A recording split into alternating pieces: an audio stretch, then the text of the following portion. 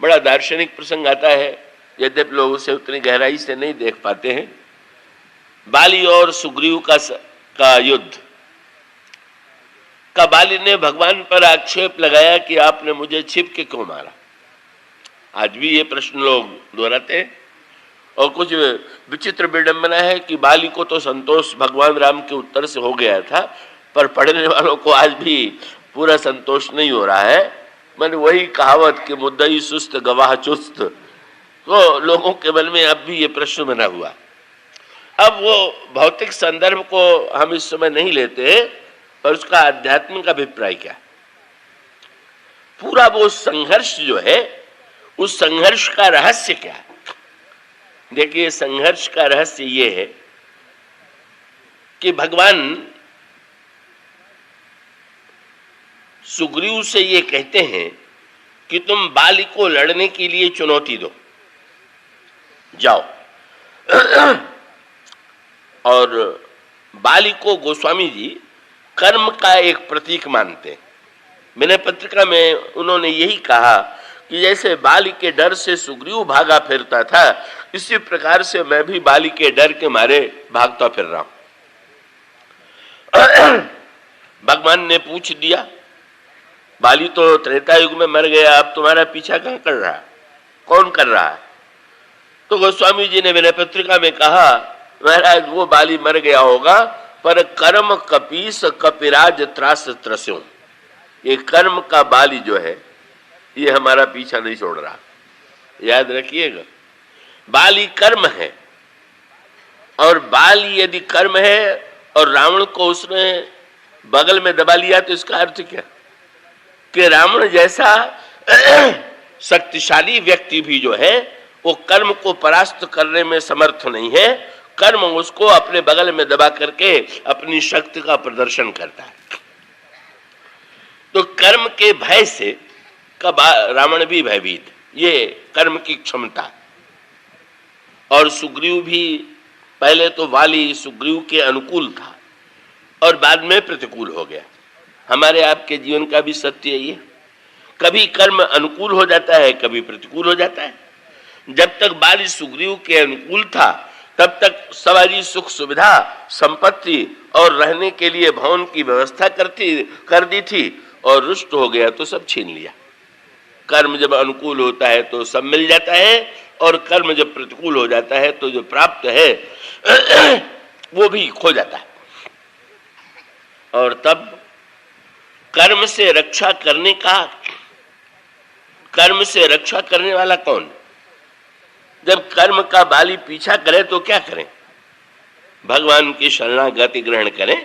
हनुमान जी संत हैं, और संत ये संदेश देते हैं कि कर्म के भय से हम भाग करके कहां तक बचेंगे। इसलिए हमें भगवान से ही प्रार्थना करनी चाहिए कि आप कृपा करके ये जो कर्म हमें सता रहा है, उस कर्म के भय से मुझे मुक्त कीजिए। जीव शरणागत हुआ। का भगवान ने सुग्रीव को लड़ने के लिए भेजा, और उसका अभिप्राय क्या कि कर्म से जो भयभीत जीव है, भगवान उस जीव को प्रेरणा देते हैं कि तुम कर्म से लड़ो, तो तुम युद्ध तो करो। अब सुग्रीव तो बड़े संकट में कि मैंने बाली से डर करके तो शरणागति ग्रहण किया, और शरणागति ग्रहण करने के बाद प्रभु ने प्रतिज्ञा किया कि घबराओ नहीं, हम एक ही बाण से बाली का वध कर देंगे। और प्रभु कह रहे हैं कि तुम जाकर के लड़ो। तो सुग्रीव ने पूछ दिया कि बाली को मारेगा कौन? बोले वो तो मैं मारूंगा। और महाराज लड़ेगा कौन? बोले लड़ोगे तुम। ये केवल सुग्रीव से भगवान नहीं कहते, हम सबसे कहते हैं। भगवान कहते हैं लड़ना तुम्हारा काम है, पर मारना मेरा काम है, मारना तुम्हारे वश में नहीं। ये व्यक्ति का जो प्रयत्न और पुरुषार्थ है, ईश्वर के नाम पर अगर व्यक्ति कर्म करना बंद कर दे कि अब जो कुछ करेगा वो ईश्वर करेगा, हमें कुछ नहीं करना है, तो भगवान ये संदेश देते हैं कि ना लड़ो। पर अंतर यह है कि पहले तुम ये अनुभव करते होगे कि लड़ करके मैं जीतूंगा, पर अब तुम्हारे अंतःकरण में ये वृत्ति आनी चाहिए कि जीव का कार्य कर्म करना है, पुरुषार्थ करना है, पर फल देना ईश्वर के हाथ में है। भगवान गीता में भी अर्जुन को उपदेश यही देते हैं, कर्मण्येवाधिकारस्ते मा फलेषु कदाचन। अब यहाँ पर गोस्वामी जी ने और गहराई में प्रवेश करके उसका सूत्र इस रूप में दिया कि जब युद्ध हुआ तो बाली के सामने सुग्रीव एक क्षण भी नहीं टिक पाया। कौन टिकेगा बाली की शक्ति के सामने? और तब भगवान ने धनुष पर बाण चढ़ा करके वृक्ष की आड़ से बाली पर प्रहार किया। अब मिलाइए, व्यक्ति संत्रस्त है कर्म से और भगवान ने बाली पर प्रहार किया बाण के द्वारा, और बाण है मूर्तिमान काल। और उसका अभिप्राय है कि काल के जो प्रेरक हैं वो तो प्रभु ही हैं, और प्रभु का वो तो चाहे तो कर्म को भी दंडित कर सकते हैं।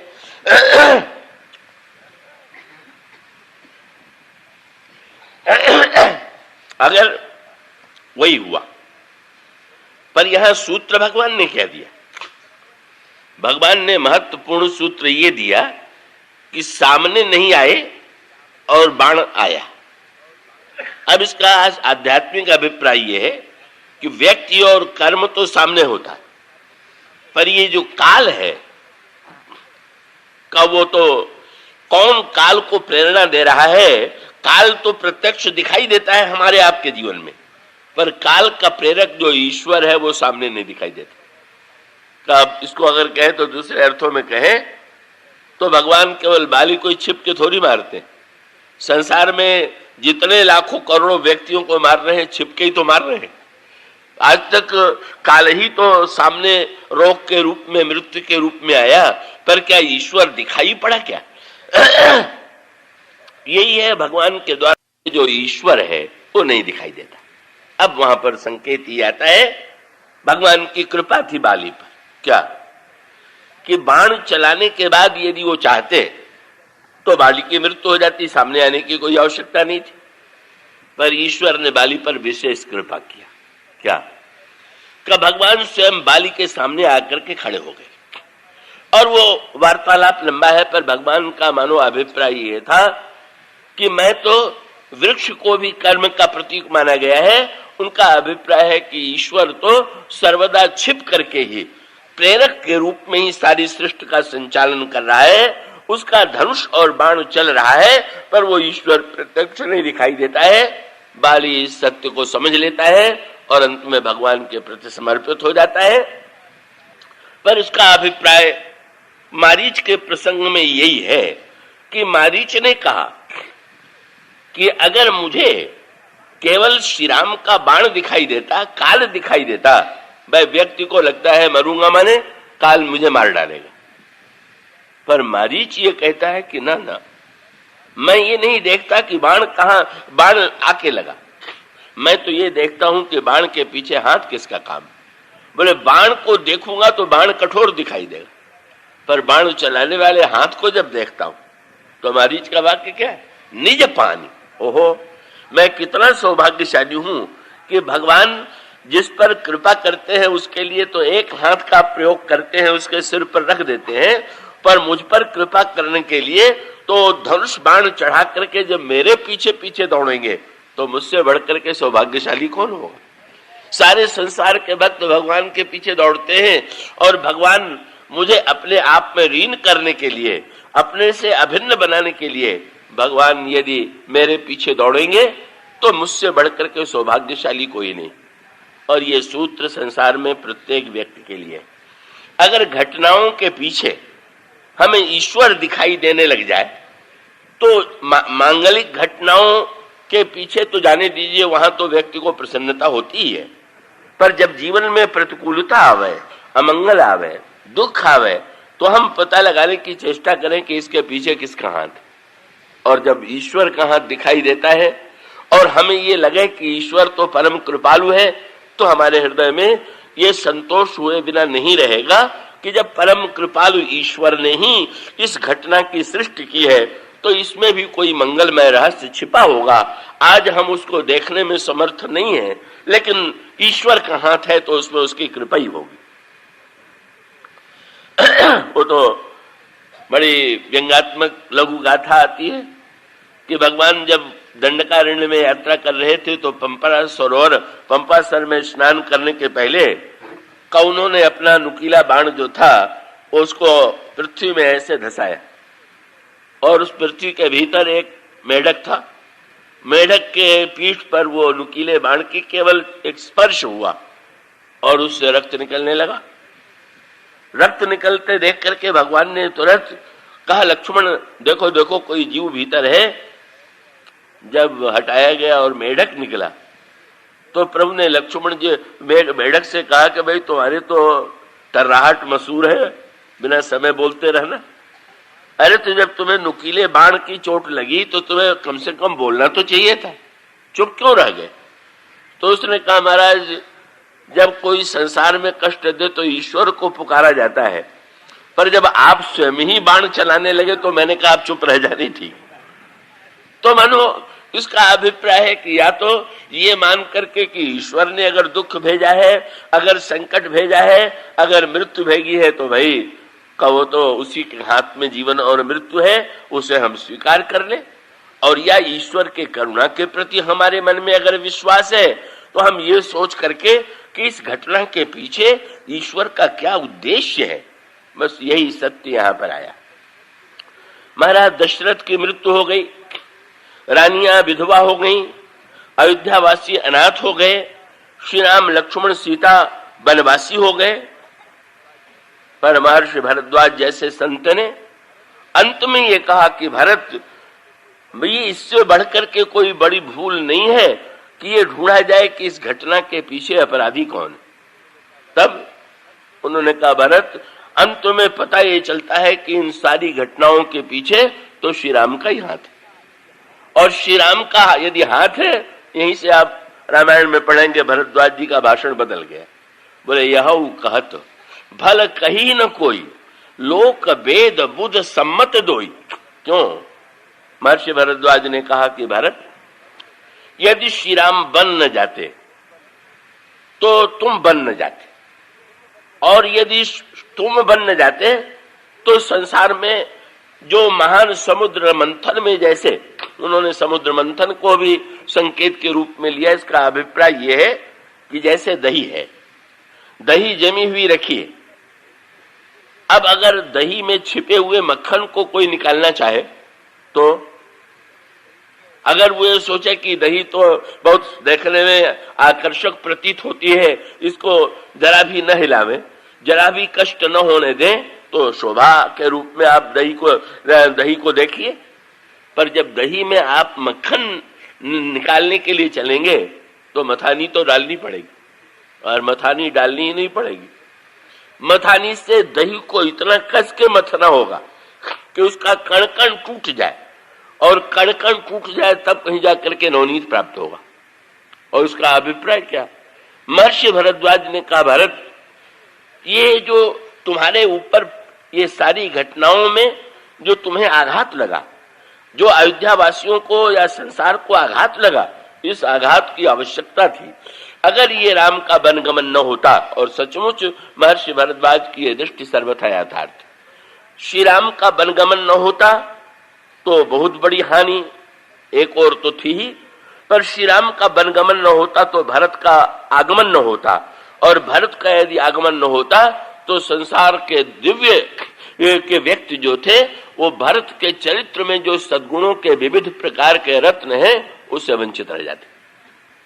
देखिए ना, भगवान श्री राघवेंद्र, पिताजी की आज्ञा, भगवान श्री राघवेंद्र उतावले हो गए, या तो कैकेयी जी उतावली हो रही थी कि राम कल प्रातः काल बन चले जाए, और या श्री राम उतावले हो रहे। कब श्री राम से प्रस्ताव भी किया गया कि कैकेयी जी ने 2 वरदान मांगे हैं, भरत को राज्य और आपके लिए वनवास, तो पहले आप रुक जाइए, क्या भरत आकर के राज्य ले लेंगे तब ना आप बन जाएंगे। तो कहने वालों के मन में ये धारणा थी कि अगर किसी तरह से इस समय श्री राम का बन जाना रोक दिया जाए और भरत ननिहाल से आवेंगे, तो लोगों को विश्वास था कि भरत तो श्री राम को बन जाने नहीं देंगे, और इसलिए उपाय यही है कि श्री राम बन न जाए। पर भगवान श्री राम ने कहा कि ना, मैं तो भरत के बन जाने से पहले बन जाऊंगा। क्यों महाराज? तो प्रभु ने ये कहा कि वस्तुतः ये राज्य का बंटवारा किया गया, का भरत को अयोध्या का राज्य दिया जाने वाला है, और पिताजी ने मुझे जो है, पिता दीन मुहि कानन राजू, पिताजी ने मुझे जंगल का राज्य दिया। बड़े कौतुकी हैं, वो तो जानते ही थे अगर मैं किसी तरह से रुका और भरत आ गए तो बन बन जाना सब एक और रखा रह जाएगा। इसलिए प्रभु ने बहुत मीठा बहाना बनाया। उन्होंने कहा जब मैं बड़ा भाई हूं और भरत छोटे भाई है, तो पहले बड़े भाई को अपना राज्य मिलना चाहिए, बाद में तो छोटे भाई को। तो मैं इसलिए कल जाऊंगा कि बल में पहले मैं अयोध्या अपने राज्य को संभाल लूं और बाद में मेरा छोटा भाई भरत आकर के अयोध्या का राज्य संभाले। भगवान राम का उद्देश्य क्या था? देखिए, ईश्वर ने इस घटना के पीछे जिस मंगल की सृष्टि की, दोनों अर्थों में वो बड़े महत्व का प्रसंग है। और एक प्रसंग तो ये है कि आप भगवान श्री राम जब ये कहते हैं कि पिताजी ने मुझे जंगल का राज्य दिया, तो फिर ये प्रश्न आना स्वाभाविक है कि भाई भरत का राज्य और या महाराज दशरथ का राज्य अभी तक तो था, तो महाराज दशरथ के राज्य में और राम राज्य की सीमा क्या है?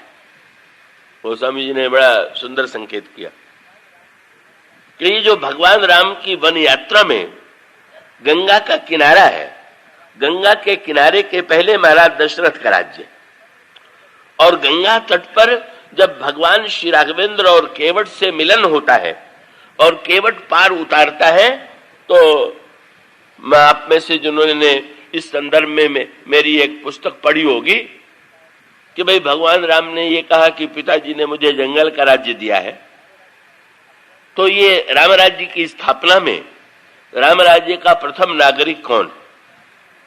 और तब उसमें विस्तार से ये चर्चा की गई है। एक बड़ा सुंदर संकेत गोस्वामी जी ने दिया।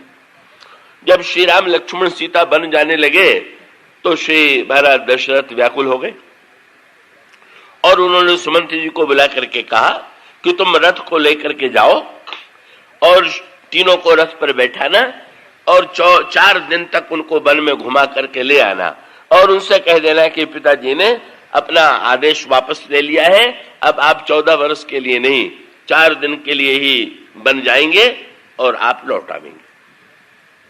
जब सुमंत जी रथ लेकर के गए तो सुमंत जी तो बड़े चतुर प्रधानमंत्री थे, वे समझ गए कि अगर मैं प्रारंभ में ही पूरी बातें कर दूंगा तो शायद श्री राम रथ पर बैठना स्वीकार ही न करें, नहीं कर रहे। इसलिए उन्होंने आधी बात कही। उन्होंने श्री राम से आकर के प्रणाम किया और ये कहा कि महाराज ने आदेश दिया है कि आपको वन में रथ पर बैठ करके जाना। भगवान राम बैठ गए, सुमंत जी प्रसन्न हुए। उसका अर्थ ये है जब आधी बात मान ली है तो बाद में आधी बात भी मनवाएंगे इनसे। भगवान राम रथ पर बैठ तो गए, लेकिन गंगा जी के किनारे जब पहुंचे तो प्रभु ने रथ का त्याग कर दिया। इसका अभिप्राय क्या? कि प्रभु का संकेत ये था कि यहां तक पिताजी के राज्य की सीमा थी, इसलिए उनकी आज्ञा का मैंने पालन किया। लेकिन अब यहीं से एक सूत्र में यूं आपके सामने दे दूं कि कभी कभी साधारणतः व्यक्ति समझता है कि राम राज्य धर्म राज्य, तो अधर्म राज्य तो रावण राज्य है, और धर्म राज्य दशरथ का राज्य है, और राम राज्य धर्म राज्य न होकर के प्रेम का राज्य। का अधर्म में छीनने की वृत्ति है, धर्म में बंटवारे की वृत्ति है, और प्रेम में केवल देने ही देने की वृत्ति है। ये 3 अंतर दिखाई देता है। अधार्मिक व्यक्ति जो है वो दूसरे की वस्तु को छीन करके भी स्वयं अपनी आकांक्षा को पूर्ण करना चाहता है। धर्म का पालन करने वाला व्यक्ति बंटवारा करता है कि नहीं, न्याय पूर्वक जिसकी जो वस्तु है उसको वस्तु मिलनी चाहिए।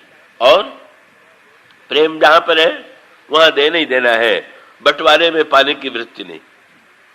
तो यहां भगवान श्री राघवेंद्र का राज्य गंगा के किनारे का अभिप्राय क्या हुआ? गंगा को रामायण में भक्ति का प्रतीक बताया गया है। राम भक्ति जह सुरसरी धारा, और उसका अभिप्राय क्या कि भक्ति के इस पार धर्मराज्य और भक्ति से लेकर के भक्ति के उस पार चित्रकूट तक जो है वो प्रेम राज्य। यही प्रेम राज्य और धर्म राज्य का अंतर है। और तब आप जानते हैं राम राज्य का प्रथम नागरिक कौन बना? ये राम राज्य का प्रथम नागरिक केवट है। बस अंतर यही है कि अन्य श्रेष्ठ राज्यों में ऊंचे वाला उच्च कोटि का व्यक्ति जो है प्रथम नागरिक होता है, पर राम राज्य का प्रथम नागरिक अगर किसी को बनने का सौभाग्य मिला तो गंगा के किनारे केवट। यही आकर के अब धर्म और प्रेम का अंतर सामने आने लगा। सुमंत जी ने भगवान श्री राम से कहा कि पिताजी ने आदेश दिया है कि आपको 4 दिन में लौट करके अयोध्या चले चलना है। प्रभु ने सुमंत जी का हाथ पकड़ करके बड़े प्रेम से कहा, तात धर्म मत तुम सब सोधा। प्रधानमंत्री जी, आप तो धर्म का रहस्य जानते हैं। महाराज, धर्म के रहस्य का अभिप्राय क्या? भगवान का अभिप्राय क्या था?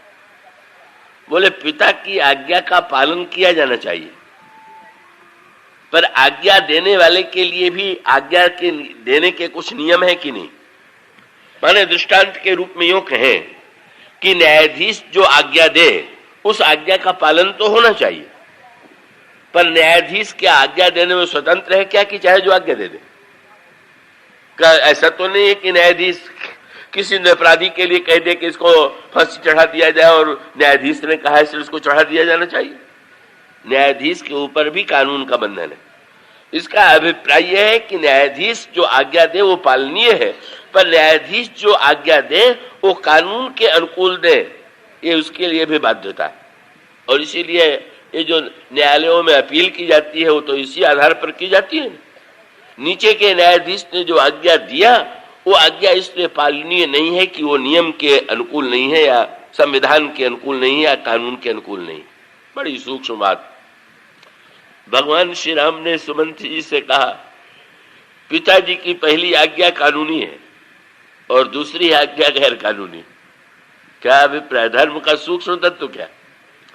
हम लोग जैसे व्यक्ति तो निरंतर अपने स्वार्थ वाले पक्ष को ही कानून मानते हैं और उसी को महत्व देते हैं, पर भगवान श्री राम ने ये कहा कि 14 वर्ष बन जाने की आज्ञा जो पिताजी ने दिया था वो तो शास्त्र के और धर्म के अनुकूल था। उन्होंने महारानी कैकेयी को ये वचन दिया था कि वे 2 वरदान देंगे, और ऐसी परिस्थिति में अगर उन्होंने मुझे राज्य दे दिया तो ये तो उसी प्रकार की बात हुई कि जैसे किसी ने किसी से ऋण लिया हो और धन मिलने के बाद वो ऋण चुकाने के पहले ही वो धन उड़ाने लगे, तो ऋण देने वाले को अधिकार है कि वो पूछ दें कि पहले मेरा ऋण वापस कीजिए तो फिर आप धन लुटाइएगा। भगवान श्री राम ने कहा, मेरे पिताजी ऋणी थे, पर बिना महारानी कैकेयी का माँ कैकेयी का बिना ऋण चुकाए मुझे राज्य देने के लिए उतावले हो गए। और मेरी माँ ने ये दी याद दिला करके कि आपने वचन दिया है उनसे राज्य मुझे मेरा राज्य नहीं दिया गया, तो ये बिल्कुल माँ ने जो अनुरोध किया वो बिल्कुल ठीक है और पिताजी उसको मानने के लिए बाध्य थे और पिताजी ने बिल्कुल ठीक माना। इसलिए 14 वर्ष के लिए मैं बन जाऊंगा। तो महाराज ये आज्ञा जो है वो भी तो पिताजी ने दी है, ये आज्ञा भी तो उन्हीं की है। तो उन्होंने कहा कि आज्ञा पिताजी की नहीं है, ये पिताजी नहीं बोल रहे हैं, पिताजी की ममता बोल रही। मैं पिता की बात मानूंगा, ममता की बात नहीं मानूंगा। और उसका अभिप्राय है न्यायाधीश न्याय की भाषा में बोले तो मान्य है, और आसक्ति की भाषा में अगर बोलने लगे, कोई न्यायाधीश जो है सैकड़ों व्यक्तियों को फांसी चढ़ा चुका हो और उसका पुत्र ही अपराधी के रूप में न्यायालय में आवे और वो लगे अहिंसा पर भाषण देने कि किसी का प्राण लेना ये तो बहुत बड़ा अन्याय है, इसलिए मैं प्राण दंड नहीं दूंगा, तो उसका भाषण चाहे जितना अच्छा हो पर वो आसक्ति के कारण ही ऐसा बोल रहा है। भगवान श्री राम ने कहा, प्रधानमंत्री जी, धर्म का रहस्य यही है कि जो आज्ञा दी गई है, आज्ञा माननीय है, लेकिन आज्ञा देने वाले को ध्यान रखना है कि उसकी आज्ञा जो है धर्म के द्वारा, नियम के अनुकूल, स्मृति के अनुकूल, शास्त्र के अनुकूल हो। इसलिए आप मुझे बाध्य मत कीजिए, मैं बन नहीं जाऊंगा। और यहीं पर ये जो भगवान राम और श्री भरत का वनगमन है, वो दोनों एक दूसरे के पूरक है और धर्म की दोनों ने दो व्याख्या की। मैं प्रार्थना करूंगा कि आप पूरी एकाग्रता से इसे सुनेंगे। क्या का संविधान की व्याख्या न्यायालयों में की जाती है और दोनों पक्ष के वकील संविधान की व्याख्या करते हैं, पर व्याख्या में व्यक्ति चेष्टा तो यही करता है कि वो अपने स्वार्थ का या अपने मुवक्किल के स्वार्थ का समर्थन करे, उसके पक्ष का समर्थन करे। पर प्रश्न ये है कि अगर धर्म की व्याख्या करना हो, धर्म जो है वो भी तो संविधान है ना। जैसे राष्ट्र का संविधान होता है, इसी प्रकार से जो शाश्वत संविधान है वही धर्म है। और शाश्वत संविधान यदि धर्म है तो धर्म की व्याख्या का भी प्रश्न आता है। और जो स्वभाव हम लोगों का इस भौतिक न्यायालय में है, वही स्वभाव हम लोगों का धर्म के न्यायालय में। क्या कि धर्म की व्याख्या तो हम लोग करते हैं, पर धर्म की व्याख्या अपने स्वार्थ के अनुकूल ही करते हैं। जैसे हम न्यायालय में व्यवहार करते हैं, उसी प्रकार से धर्म के साथ व्यवहार करते हैं। पर राम राज्य कब बनेगा? बस भगवान राम ने और श्री भरत ने, ये दो पक्ष हैं और इन दोनों ने धर्म की व्याख्या की और दोनों ने बिल्कुल उल्टी व्याख्या की, एक दूसरे से बिल्कुल अलग व्याख्या की। क्या भगवान श्री राघवेंद्र ने कहा, 14 वर्ष में मेरा के लिए वन मुझे जो दिया गया वो धर्म के अनुकूल है और मैं 4 दिन में नहीं लौटूंगा, मैं 14 वर्ष वन में रहूंगा, आप मुझसे आग्रह न कीजिए। अब श्री भरत आए और उस समय गुरु वशिष्ठ ने श्री भरत से ये कहा, जब महाराज की मृत्यु हो गई, श्री भरत आए तो उन्होंने ये कहा कि देखो, श्री राम ने धर्म के एक अंग का पालन किया। पिताजी की 2 आज्ञा थी।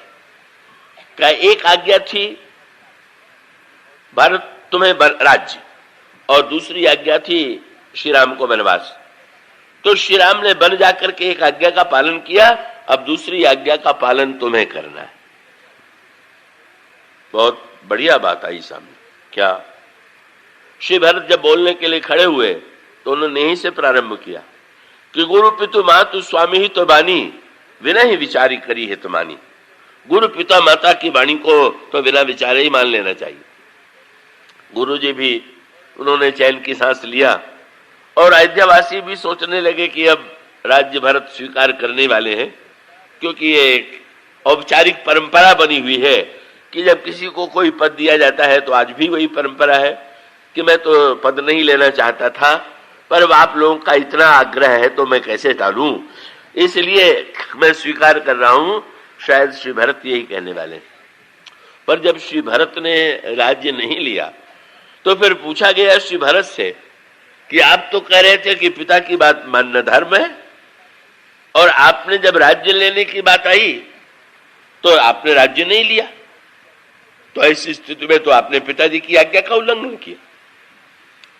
श्री भरत ने कहा कि बिल्कुल नहीं, मैंने पिताजी की आज्ञा का ठीक मैं पालन करना चाहता हूं। और पालन क्या? अब श्री भरत की व्याख्या बिल्कुल भिन्न है। श्री भरत ने ये कहा,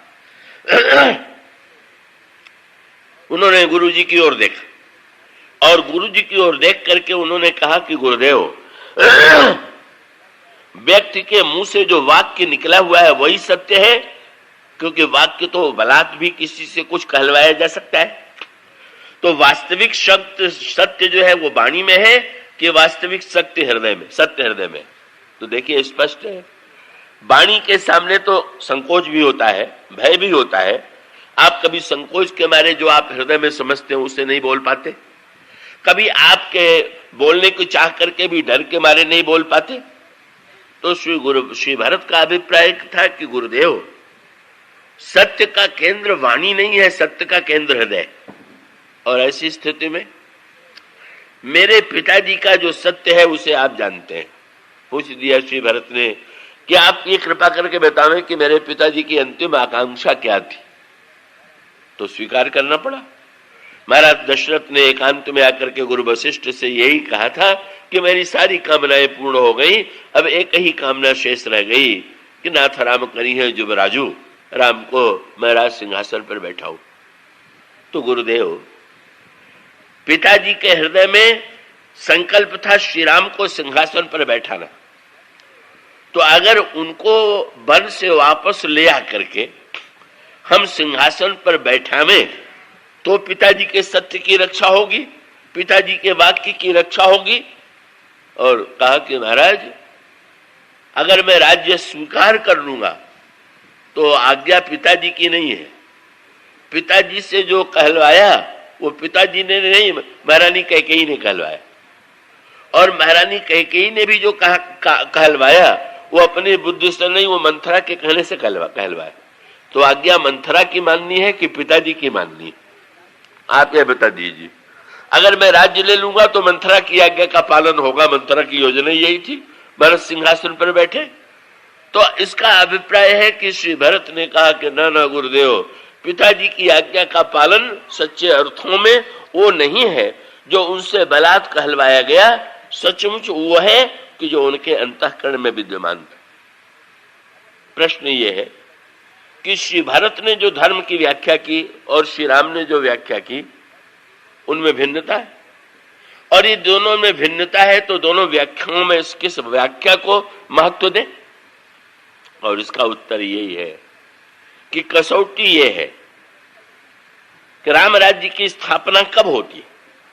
जब हम धर्म को अपने स्वार्थ के समर्थन में नहीं, धर्म के द्वारा हम त्याग की वृत्ति को महत्व देते हैं। और इसका अभिप्राय है कि भगवान श्री राम ने धर्म के उस पक्ष को स्वीकार किया जिसमें उनको त्याग करना पड़ा, और श्री भरत जो है धर्म की वो व्याख्या करते हैं जिसमें वे अयोध्या के राज्य का त्याग करें।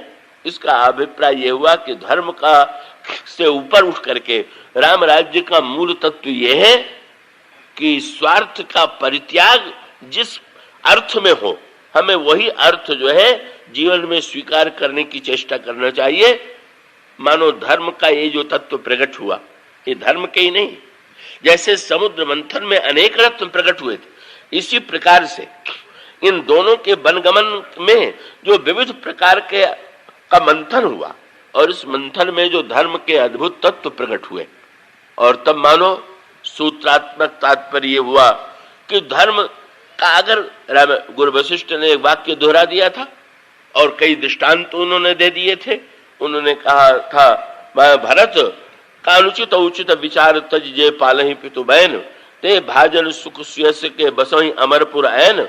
दृष्टांत दे दिया। परशुराम पितु आज्ञा राखी, मारी मातु लोक सब साखी, तने जयाति जौवन देवु, पितु आज्ञा अगजस न भयउ। और श्री भरत इससे प्रभावित नहीं होते हैं। मानो श्री भरत ने और भगवान श्री राम ने दोनों ये महान सूत्र दिया कि स्वार्थ के समर्थन के लिए दुहाई देने की आवश्यकता नहीं है, क्योंकि स्वार्थ तो व्यक्ति का स्वभाव है। उसके समर्थन में हम गीता और रामायण को भी खड़ा कर दें। मुझे भूलता नहीं है, एक बहुत ही वृद्ध सज्जन थे, जब मैंने कथा करना प्रारंभ किया था 19-20 वर्ष की अवस्था में, तो उन्होंने मुझे निमंत्रण दिया अपने घर कथा करने के लिए। और जब मैंने पूछा कि क्या किस प्रसंग पर मैं कथा सुनाऊं, तो उन्होंने यही कहा कि अनुचित उचित विचारत जे पाले पितु बहन। तो बेटों ने ये प्रसंग चुना होता तो मुझे बहुत अच्छा लगता।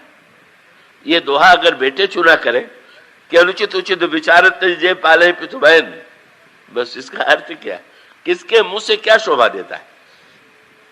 का बाद में मैंने सोचा कि यही दोहा इन्होंने क्यों चुना। तो रहस्य अड़ोस पड़ोस वालों ने बताया, 75 वर्ष से भी ऊपर हो गए थे, पत्नी की मृत्यु हो गई, लड़के कई थे, जवान थे, बहुएं थी, पटती नहीं थी, उनके मन में विवाह की इच्छा आई और लड़के विरोध करने लगे। तो उन्होंने सोचा आज ऐसी कथा हो जाए कि जिससे लड़के विरोध करना बंद करके मेरे शादी का समर्थन कर दे। तो क्या तुलसीदास जी ने ये दोहा इसीलिए लिख रखा है क्या कि आप जो भी अनुचित कार्य बेटे से कराना चाहें उसके लिए आप इस कानून को सामने कर दें कि अनुचित उचित विचार जे पाले भी तो बहन। मानो धर्म की जो सच्ची व्याख्या हुई श्री राम के वनगमन में और श्री भरत के वनगमन में का, जब भगवान राम ने कहा कि भरत तुम मेरी व्याख्या को स्वीकार नहीं करते हो, तो इस संदर्भ में गीता में वो सूत्र दे दिया गया। धर्म शब्द का ही महत्व नहीं है, स्वधर्मे निधन श्रेयम। धर्म का मूल तत्व धर्म नहीं है, स्वधर्म है। और उसका अभिप्राय यह है धर्म के वाक्यों को लेकर के केवल उलझ मच जाइए, ये निर्णय कीजिए कि आपका स्वधर्म क्या। और गीता में जिस स्वधर्म को कहा गया है उसका महान तत्व भगवान राम और श्री भरत के व्यक्तित्व में। इसी प्रकार से इन दोनों की यात्रा में कितने अद्भुत रत्न प्रकट हुए, धर्म के, ज्ञान के, भक्ति के, प्रेम के, त्याग के, सेवा के। इनकी चर्चा हम अगले दिनों में आपके सामने करेंगे। आज इतना ही। बोलिए सियावर राम।